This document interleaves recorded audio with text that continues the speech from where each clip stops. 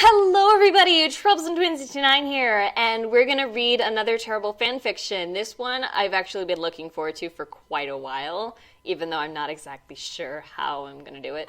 I've read this one multiple times. I try to go into fanfic blind just so that all of my reactions are legitimate and virgin, but this one, you can't have not heard of it. You can't have not heard of it, and I'm gonna do my absolute best to get through all of it in as short a time as possible.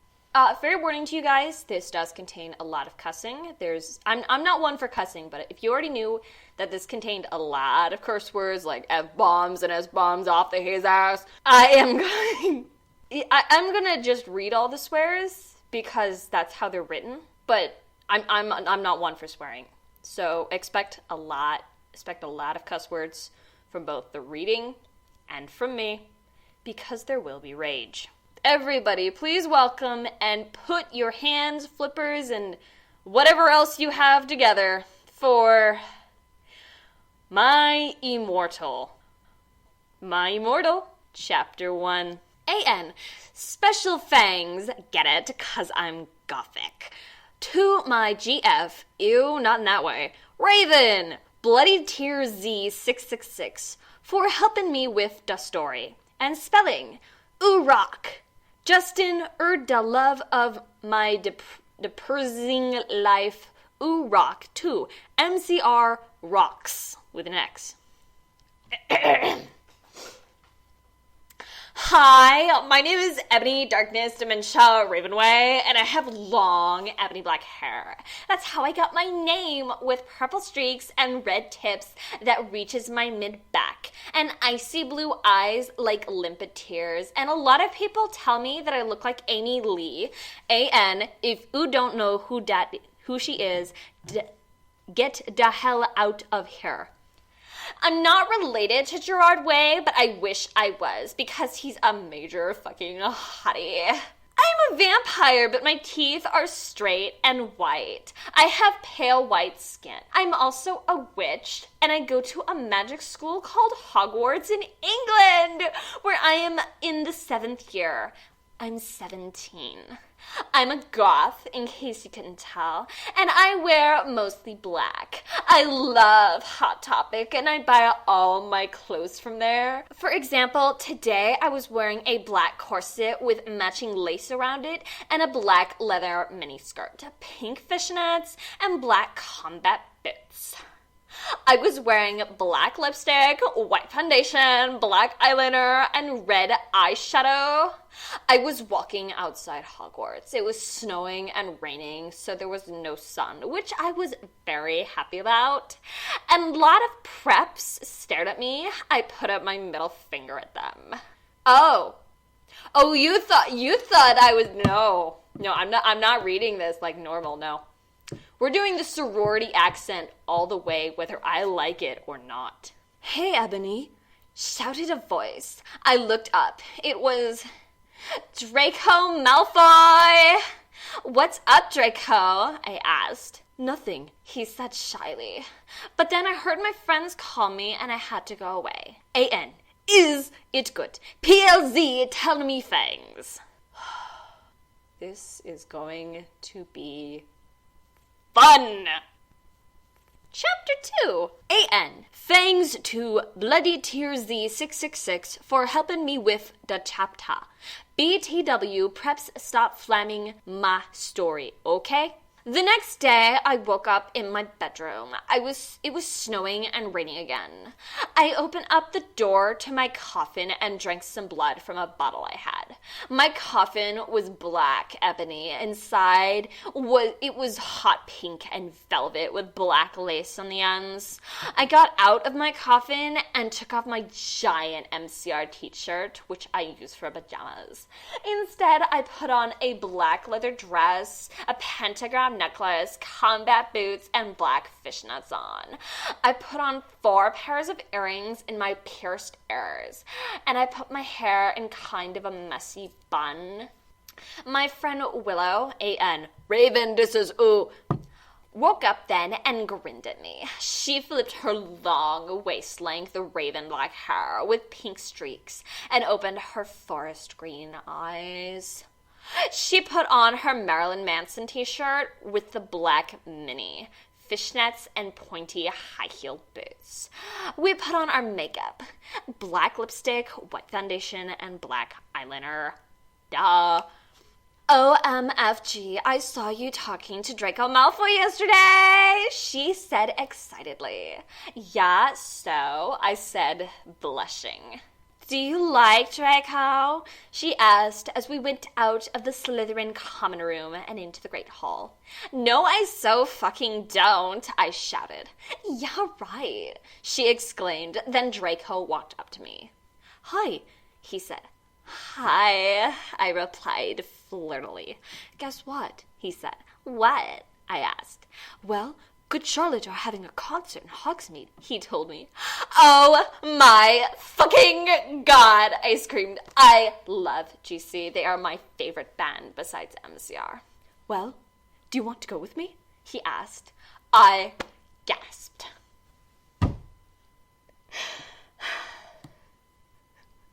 I hope you're enjoying this as much as I am.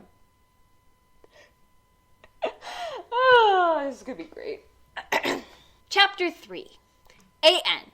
Stop flaming the story preps, okay? Otherwise, thanks to the Gothic PPL for the good reviews. Thanks again, Raven. Oh yeah, BTW, I don't own this or the lyrics for Good Charlotte.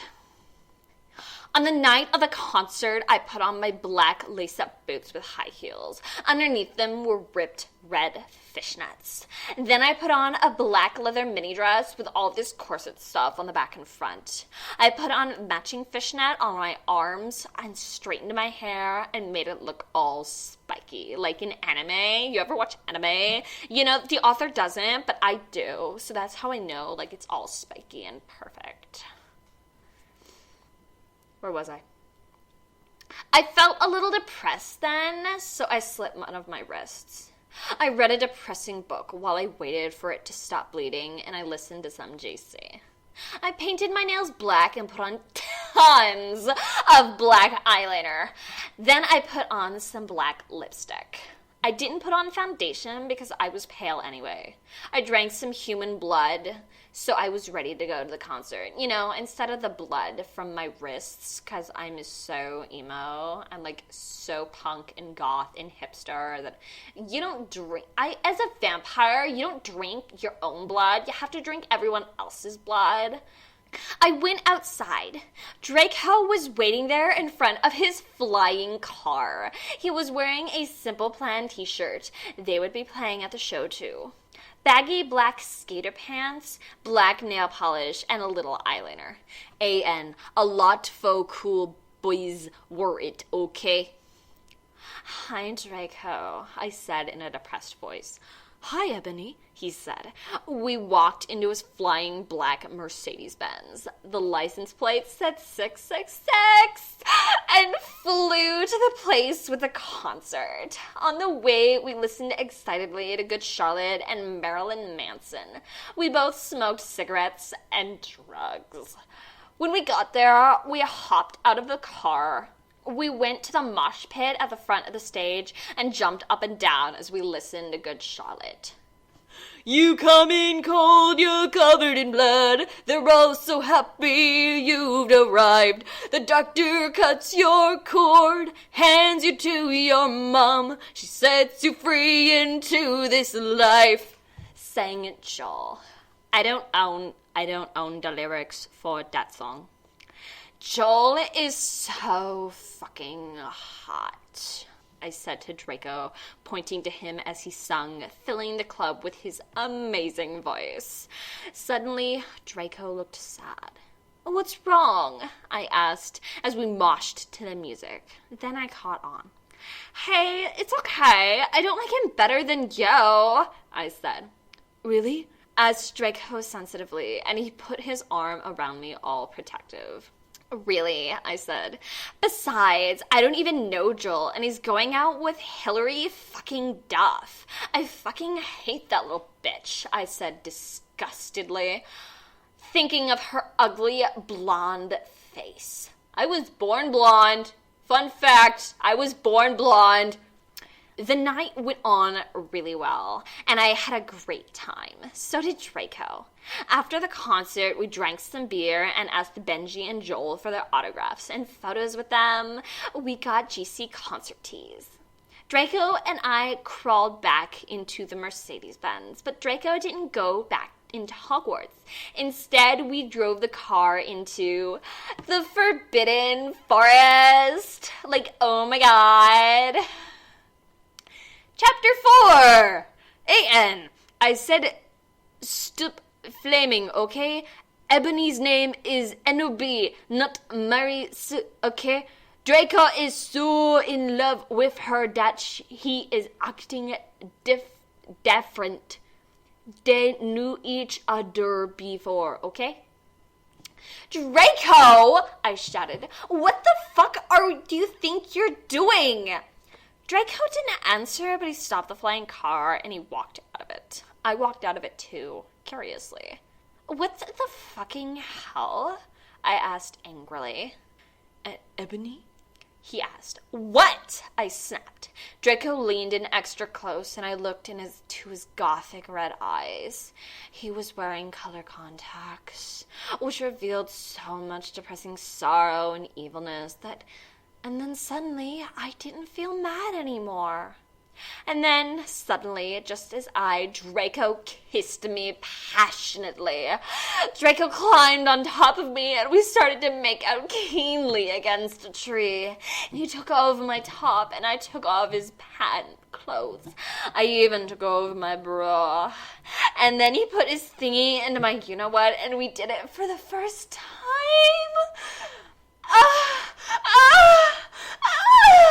I screamed. I was beginning to get an orgasm. We started to kiss everywhere, and my pale body became all warm, and then... What the hell are you doing, motherfuckers? It was Dumbledore.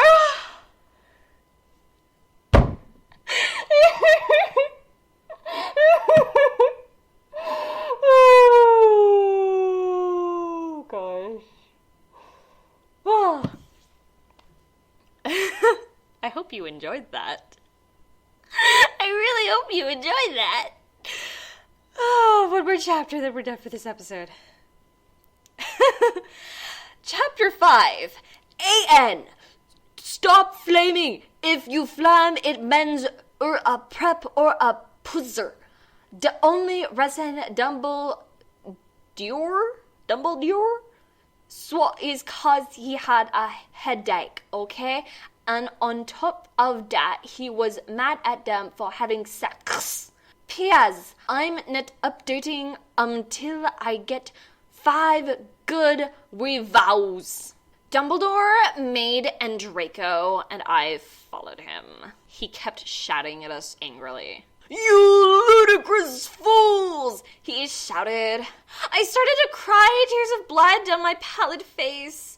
Draco comforted me.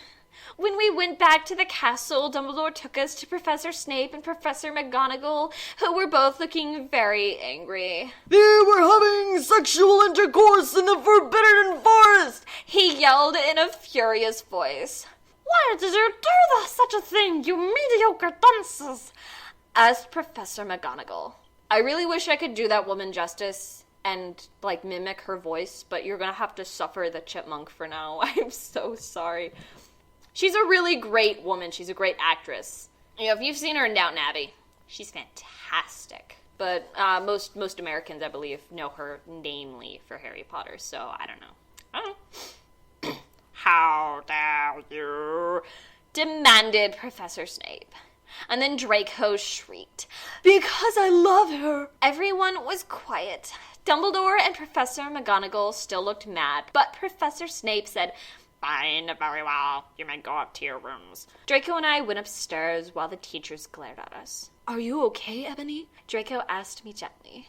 Yeah, I guess. I lied. I went to the girls' dorm and brushed my teeth and hair and changed into a low-cut black floor-length dress with red lace all around it and black high heels. When I came out, Draco was standing in front of the bathroom and he started to sing I Just Wanna Live by Good Charlotte.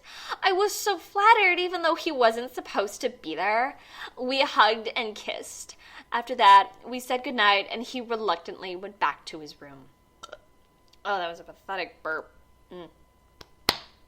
Okay, so that'll be the end for part 1. I hope you guys enjoyed. My Immortal. We're really doing this. We are really doing this. Troublesome Twins, 829, out.